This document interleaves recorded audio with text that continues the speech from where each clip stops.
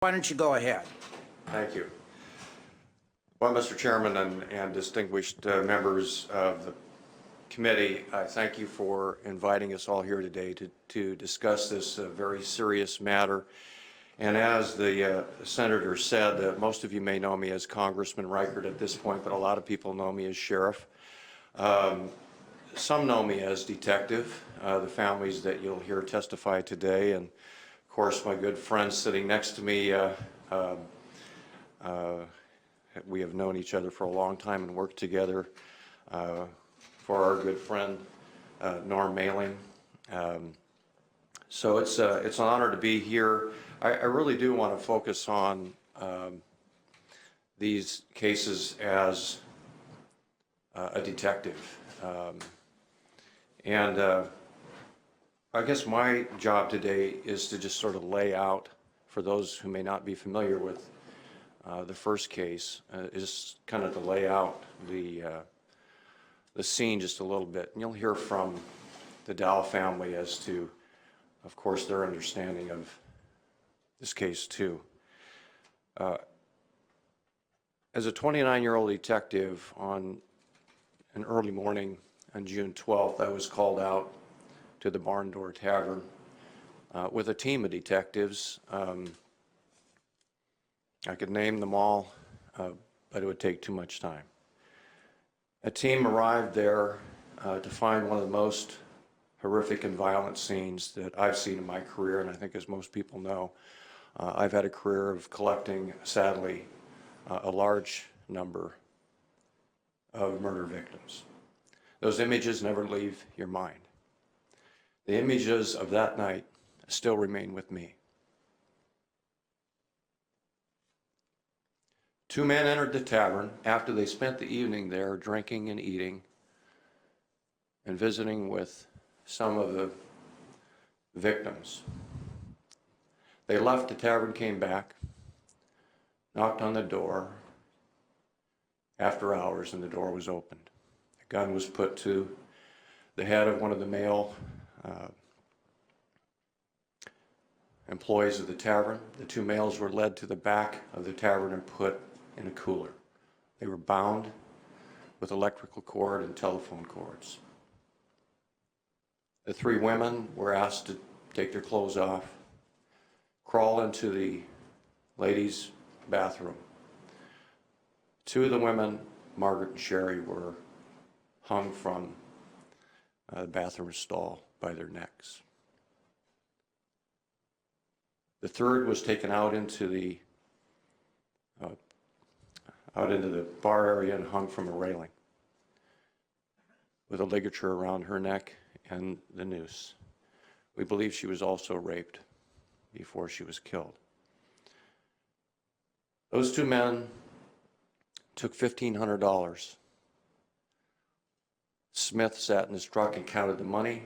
Pauley was in the tavern and put a bullet in each one of the men's head in the cooler. The two women miraculously survived. The ligatures broke. Margaret, searching for her husband, found him with a bullet hole in his head in a cooler. This is the man that we're talking about releasing today. This is the man who right now is going through a process that's not transparent to this community, to the citizens of the United States. I'm used to saying that, sorry. To the citizens here in Washington State. And I'm one of the citizens that live here. And I find this to be, tell you the truth, unbelievable. That we can go through this process, that we have a monster here who is actually being considered to be, and I know fit is maybe not a word that might be legal or technically correct, but we're going through a process here to determine whether or not this person is fit to be released into our community after leaving the tavern thinking he killed 5 people for $1,500. Pauley is not the victim here. The families today who survived this are the victims. The responsibility we have, of course, to all the citizens, even to the people that we put in prison, is clear. Humane treatment is clear. But where is the humane, fair, decent, respectful treatment for the victims who survived? They're asked to go on and continue on with their lives as if nothing happened. And then we bring this up again, and every time we do, it rips the heart out of these people. Don't we get that? I called the governor when I heard about this, and I asked to speak to the governor. And what I was told was, it's premature for the governor to talk to me about this because the internal review board process was still ongoing. I don't get that. Norm Ailing and I spent so much time with the families of the victims of Green River, I can't even count the hours, and I wouldn't even attempt to because the hours didn't matter. It was what was right, it was what was in our hearts, it was what we felt was in our realm of responsibility and duty, not only as the sheriff and the prosecutor, but as human beings. And the governor tells me it's premature to even talk about this case with a 29-year-old detective who went through and saw these things. I finally received a letter. I wrote a letter to the governor in August. I finally got one last week, but the response was not from the governor, it was from a staff person. Again, telling me it was premature and we had to wait until there were certain legal things that had to be accomplished first. I guess my point here today is I laid out the picture for you. I laid out the crime scene for you. I laid out, hopefully you got and understand how traumatic it is for the investigators to go through an investigation like this. There are other people to consider in these decisions too. Detectives can be affected, police officers can be affected by these crime scenes in a very emotional and long-term and lasting way. So you see the case and you see the response the state has given. I went to a review board hearing about 2 months ago with the family, and they shared their story. I shared mine, and Mr. Satterberg, the legal mind that he is, attacked the legal process, and rightly so. There needs to be some changes done with the review board. It's not transparent. It's not responsive to the citizens of this state. It's responsive to their own needs and desires, which are secret. When the families shared their stories to these board members, all we got was stone cold stares. Not a sign of emotion, not a sign of caring. The words were said, but there was no sincerity in the words as far as I'm concerned. Let me just touch on Ridgway real quickly. That decision also done in secret, so just raises another question mark in my mind, and should raise a question mark hopefully in the members of the committee and in this community. And Congressman, you're talking about the decision to move him from our state to Colorado? Yes. Okay. Now I can understand that you know, moving Ridgway once the decision is made needs to be not shared with the public if that was the decision that was made. But the decision to determine that he was a model prisoner, and that's the first reports we got, that why was Ridgway considered to be moved? Because he was a model prisoner. How can the most notorious serial murderer in the history of this country be determined to be a model prisoner? He's in an 8-foot by 8-foot cell. He does have the opportunity to interact with other inmates on his cell block.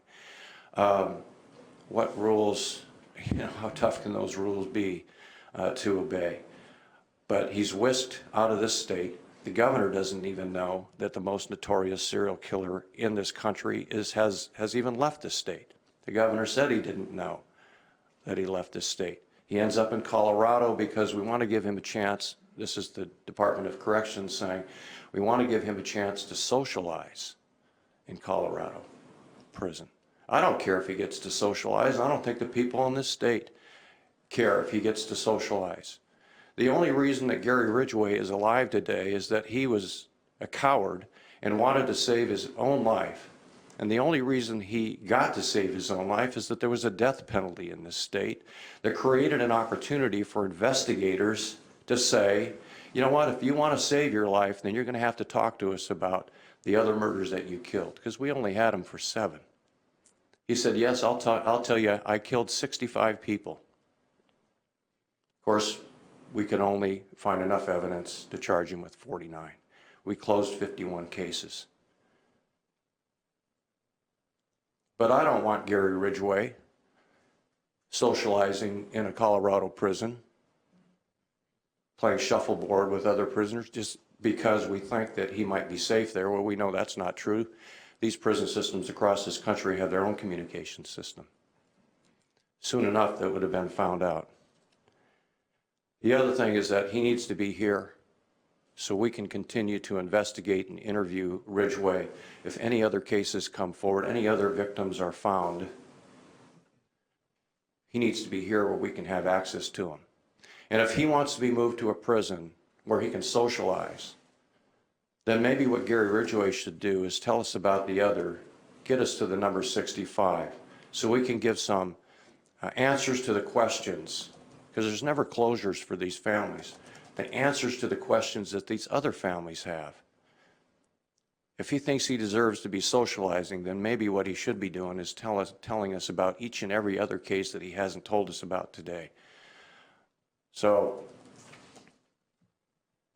I think that the Department of Corrections also needs to be looked at here as far as their process in determining whether or not somebody, I'd like to know if there was a prisoner exchange. Nobody seems to know that. Did we take a terrorist from the federal prison from Colorado and put him here in Washington State? I don't know.